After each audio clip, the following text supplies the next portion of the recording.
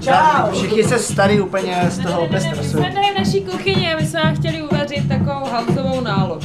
Zdar lidi, rád bych vás pozval na nejvíc vyhazovější House of Spirit Shop, který proběhne 4.1. v centru Phoenix a poté v kabinetu.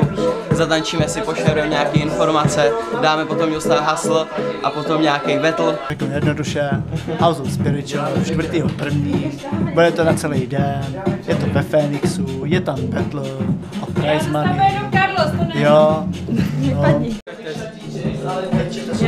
Ne, řekni to vadí. Ondro, řekni to, ty. Teď to řekni.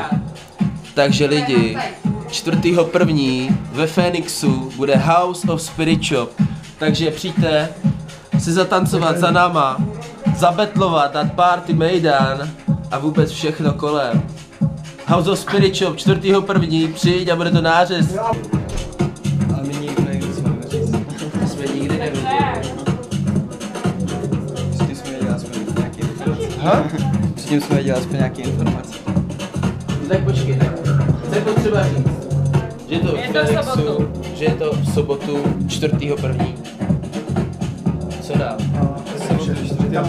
Tam bude battle House of Spirit Shop. Vy jste zážitný, ale na vás bych pak nešla. To tak pozor! Lady Marmelade se ozvala.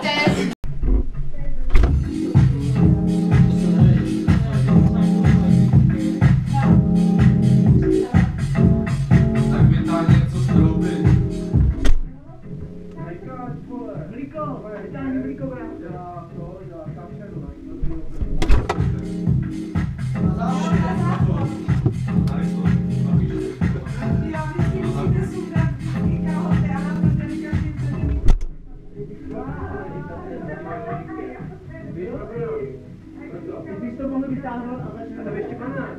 Ale,